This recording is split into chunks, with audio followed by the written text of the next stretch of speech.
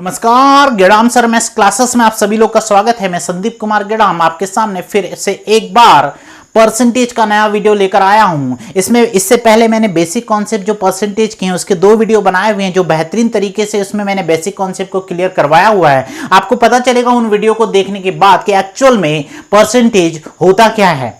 और भी अगर परसेंटेज को गहराई से समझना है तो पहले 2 वीडियो को देखें, उसकी लिंक मैं डिस्क्रिप्शन में दे दूंगा। आप लोग उस डिस्क्रिप्शन में जो लिंक दी हुई है उसको क्लिक करें और सीधे उस वीडियो का मजा लें, ताकि आपके परसेंटेज के कॉन्सेप्ट बहुत अच्छे से क्लियर हो पाए। आज परसेंटेज का तीसरा नंबर का जो लेक्चर है यानी वीडियो है वो मैं स्टार्ट करने जा रहा हूं। ये वीडियो आपकी सोच बदल देगा। आपको जो मैथ्स में प्रॉब्लम होती है कि हम एक्चुअल में सोचे कैसे सोचे, कैसे बनाए, ये जो सोच है आपकी डेवलप हो जाएगी। यानी आपको एक बनाने का तरीका आ जाएगा कि मैथ्स में कोई एक्चुअल में बनाया कैसे जाता है। बहुत ही कॉमन और सरल क्वेश्चन लिया हुआ हूं मैंने, ये सिर्फ समझाने के दृष्टिकोण से, ताकि आपको प्रैक्टिकली समझ में आ जाए कि एक्चुअल में क्वेश्चंस को बनाते कैसे हैं। क्लियर हुआ? चलिए आज का लेक्चर चालू करते हैं। आज के बहुत ही सरल क्वेश्चनों को करते हैं। देखिए पहला क्वेश्चन क्या है, लिखा है एक विद्यार्थी को उत्तीर्ण होने के लिए 40% अंकों की आवश्यकता है। यानी इसको पास होने के लिए 40% अंकों की आवश्यकता है, लेकिन ये 40% अंक लाने के लिए इसने कितने परसेंटेज नंबरों का पेपर दिया। यानी अधिकतम इसने कितने परसेंटेज नंबरों का पेपर दिया। सवाल उठता है सर इसने 100% नंबर का पेपर दिया होगा। आप भी अपनी एग्जाम में 100 नंबर का पेपर देते हैं ना, वो अधिकतम हुआ। न्यूनतम क्या हुआ? 35%। यानी 35 नंबर अगर आपको लाना है पास होने के लिए तो 35% होगा। उसी तरीके से यहां बोलता है कि इसने एक विद्यार्थी को उत्तीर्ण होने के लिए 40% अंकों की आवश्यकता है। यानी 40% इसको लाना है पास होने के लिए, और इसने 100% अधिकतम अंकों का पेपर दिया है, उसमें से 40% लाना है। क्लियर है? अब वो 100% क्या है मुझे नहीं मालूम, क्योंकि हमारी लाइफ में हर एक चीज अपने आप में 100% होती है। ये पेन अपने आप में 100%, अपने आप में 100%। मैं कुछ भी बोल दूं, जैसे बोल दूं राम अपने आप में 100%। मैंने किसी भी चीज जो भी अपनी लाइफ में आप महसूस करते हैं, छूते हैं, सब के सब अपने आप में क्या होती है? 100% होते हैं। क्लियर है कि नहीं? बहुत ही अच्छे समझ में आएगा। यहां ये विद्यार्थी ने 100% नंबर का पेपर दिया, उसमें से इसे पास होने के लिए 40% अंकों की आवश्यकता है। लेकिन ऐसा हुआ क्या नहीं, देखते हैं आगे हुआ कि नहीं। वह 40 अंक प्राप्त करता है और 40 अंकों से फेल हो जाता है। गधा है, नहीं पास हो पाया। अरे नहीं पास हो पाया, सिर्फ उसने क्या किया? 40 अंक प्राप्त किया। जो अधिकतम नंबरों का पेपर हुआ था उसमें सिर्फ 40 अंक प्राप्त किया और 40 अंकों से फेल हो गया। क्लियर है? 40 अंक प्राप्त किया है और 40 अंकों से फेल हो गया है। क्लियर है? पूरा क्वेश्चन समझ में आ गया। पूछता है अधिकतम अंक ज्ञात करें। क्या बोल रहा है?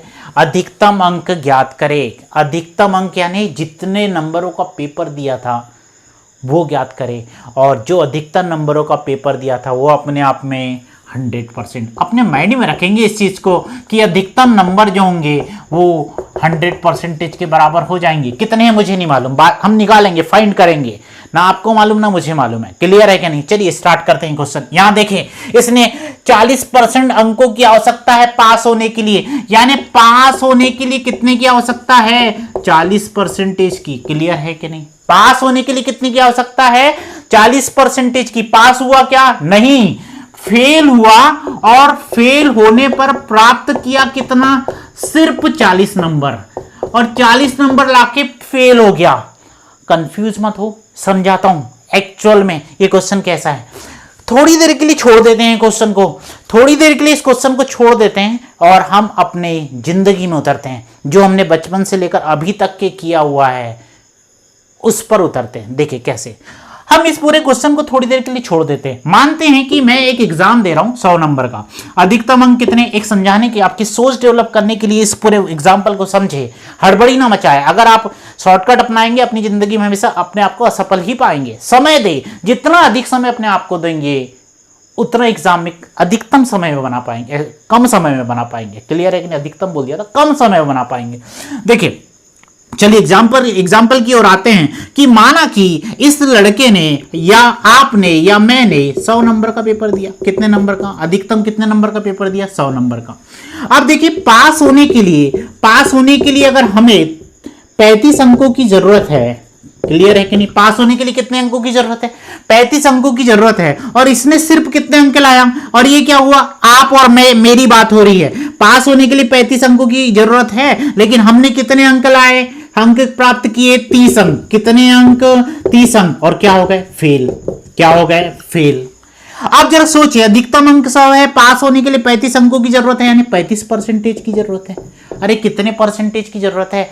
35% की जरूरत होगी कि नहीं? अब देखिए यहां 35% मैं लिख देता हूं। आप सभी को मालूम है कि 35% पास होने के लिए चाहिए, लेकिन हम क्या हो गए? फेल। कितने अंक लाके? 30 अंक लाके। कितने अंक लाके? 30 अंक लाके। अब मैंने यहां लिख दिया 35% बराबर 30। अब देखिए 35% बराबर 30 हो जाएगा क्या? अरे नहीं होगा। 30 अंक लाके तो मैं फेल हुआ ना। इस 35% के बराबर आने के लिए मुझे 5 अंक और चाहिए, तो मैं यहां क्या जोड़ दूंगा? 5 अंक। आप देखिए ये 30 को अगर देखेंगे तो ये 30 क्या है? प्राप्त करने वाले अंक है, और ये 5 क्या है? 5 अंकों से क्या हो गया? फेल। ये प्राप्त किए हुए अंक और फेल को जब मैंने जोड़ दिया तो मैं 35% जो न्यूनतम पासिंग मार्क है उसके बराबर प्राप्त करता हूं। क्लियर है? अरे क्लियर है? थोड़ा सा सोचो, थोड़ा प्रैक्टिकली सोचो कि 35% अंक लाना है, 30 अंक लाके क्या हो गए? फेल हो गए। तो आप कितने अंकों से फेल हुए? 5 अंकों से। तो उतने अंक जोड़ दूंगा तो पास हो जाओगे ना। अरे होंगे कि नहीं? चलो इस क्वेश्चन में आते हैं। टाइम इसलिए लगा रहा हूं अच्छे से समझा पाऊँ। क्लियर है कि नहीं? एग्जाम्पल समझ में आया? आप इस पूरे एग्जाम्पल को जो कि हमारे जिंदगी से रिलेटेड था, इसको इस क्वेश्चन में जोड़ दे। देखिए इस पूरे क्वेश्चन में पास होने के लिए कितने अंक चाहिए? पास होने के लिए कितने अंक चाहिए? 40। तो 35% की जगह क्या रख दूंगा मैं? 40। क्लियर है कि नहीं? इस उदाहरण को कोरिलेटेड करके चलते हैं। इस 35% की जगह क्या रख दूंगा? 40। ठीक है। हमने कितने अंक लाया था? 30 अंक। और क्या हो गए थे? फेल। यानी प्राप्त अंक हमारे कितने थे? 30। तो हमारे यहां प्राप्त अंक कितने हैं? 40। हम कितने अंकों से फेल हुए? अरे कितने अंकों से फेल हुए? 40 अंकों। तो क्या हो गया? 40। तो 40 + 40 यानी 80। 80 अंक लाऊंगा तब न्यूनतम पासिंग मार्क के बराबर होगा, क्योंकि ऊपर 30 + 5 यानी 35 अंक लाया था, तब 35% के बराबर हुआ था, जो न्यूनतम पासिंग मार्क के बराबर है। क्या ये क्लियर हुआ? क्या ये कॉन्सेप्ट क्लियर हुआ?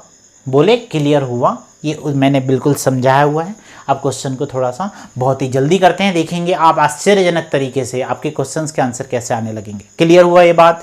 ये क्लियर हुआ? आप क्वेश्चनों को बहुत जल्दी जल्दी बनाएंगे। पूरी बात समझ में आ गई? चलिए मिटा रहा हूं इस, अगर नहीं समझ में आता वीडियो को बार बार देखिए, बहुत अच्छे से को रिलेटेड करके बता रहा हूं। ये वाला उदाहरण जो है हमारी जिंदगी से रिलेटेड है, और ये क्वेश्चन का उदाहरण दोनों को क्या है, एक दूसरे से मिलान किया ताकि आपको अच्छे से समझ में आए। चलिए जी आगे देखते हैं, मिटा रहा हूं। अब देखिए आपने ये समझा, अब ये मालूम है कि न्यूनतम पासिंग मार्क कितने हैं? 40% हैं। आप देखें 40% न्यूनतम पासिंग माने कम से कम 40% आना चाहिए। इसने कितने अंक लाया? 40। क्या हो गया? फेल। पास होने के लिए कितने अंकों से फेल हुआ? 40 अंकों से फेल। तो इसको मैं 40 अंक दे दूंगा तो पास हो जाएगा। तो ये कम से कम पास तो हो जाएगा। तो 40% बराबर कितना हो गया? 80 हुआ। अरे हुआ कि नहीं? क्या पूछा है? अधिकतम पासिंग मार्क। क्या पूछा है? अधिकतम पासिंग मार्क। अधिकतम पासिंग मार्क 100% के बराबर होगा। पूरा का पूरा चीज, संपूर्ण चीज अपने आप में 100% होती है, तो 100% बराबर क्या? क्लियर है? 40% बराबर 80, तो 100% बराबर क्या?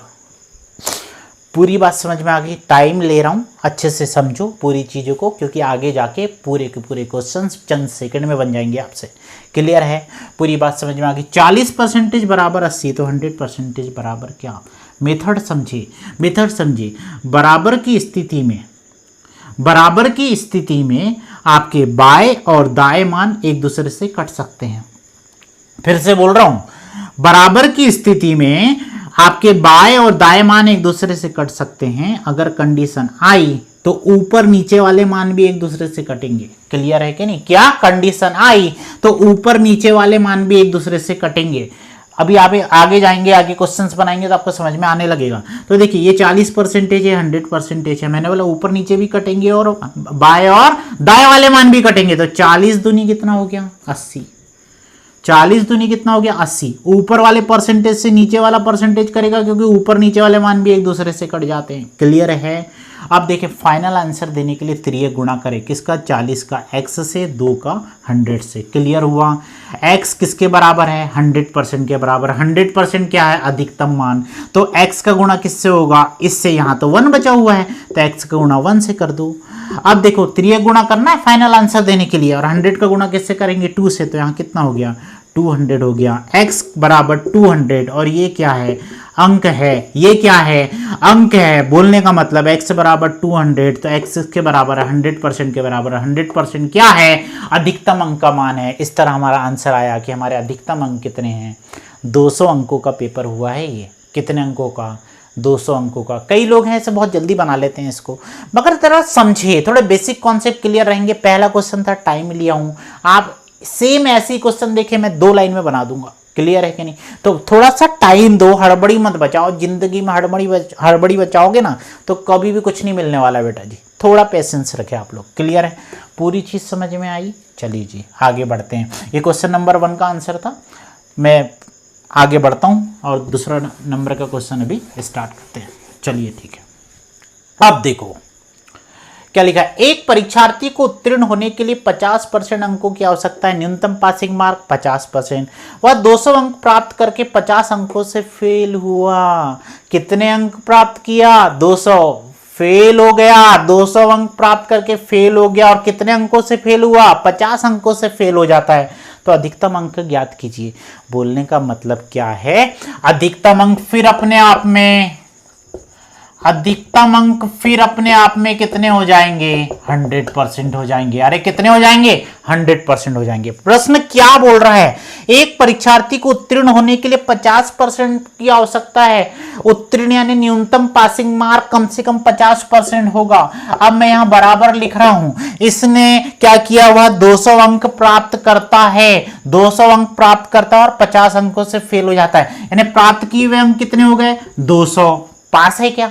पास होने के लिए 50% चाहिए। इसने 200 अंक लाया। पास है क्या? नहीं, फेल है।